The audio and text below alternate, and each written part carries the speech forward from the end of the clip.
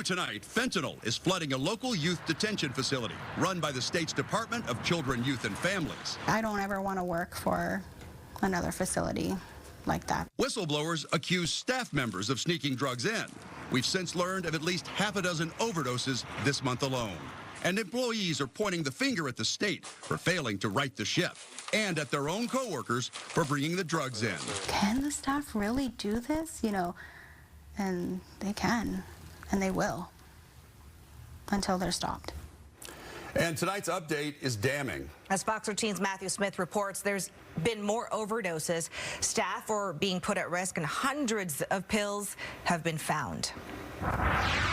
And if that weren't enough, when we reached out to the team running Green Hill, that's DCYF, they question our numbers on how many overdoses have taken place this month. They said there'd been 4, but that's not what their own employees are telling police. It's January 14th. Call logs indicate that Chehalis PD arrived at the Green Hill School at 9:24. CPR is already in progress. Connor Strange has been hit with 6 rounds of Narcan, and records show it's not his first overdose within the walls of Green Hill. Last week, DCYF told Fox 13 that they, quote, count 4 drug incidents among youth, not 5, when asked about overdoses. But 11 days earlier, this police report explains how 2 staff members told police this was the 5th overdose in the facility in 1 week, and how both expressed displeasure with the handling of the situation by DCYF.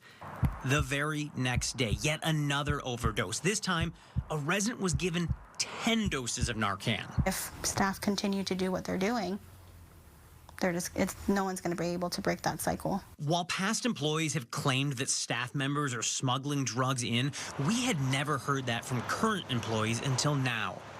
This month, this small metallic ball was tossed over Green Hill's razor wire fence with 217 fentanyl pills inside. But employees told police drugs weren't just being thrown over the fence, but possibly being smuggled in by a staff member or members. And it's putting staff members' lives in danger. Documents smuggled out of Green Hill outline an incident with a glove, a known way for residents to hide drugs within the facility. This particular glove was covered in an unknown substance. After a resident admitted he was snorting fentanyl, the worker who had picked up the glove got dizzy, needed Narcan, and then an ER visit. By night's end, that worker required 3 doses of Narcan. Yeah, that thing is jam full. Holy smoke.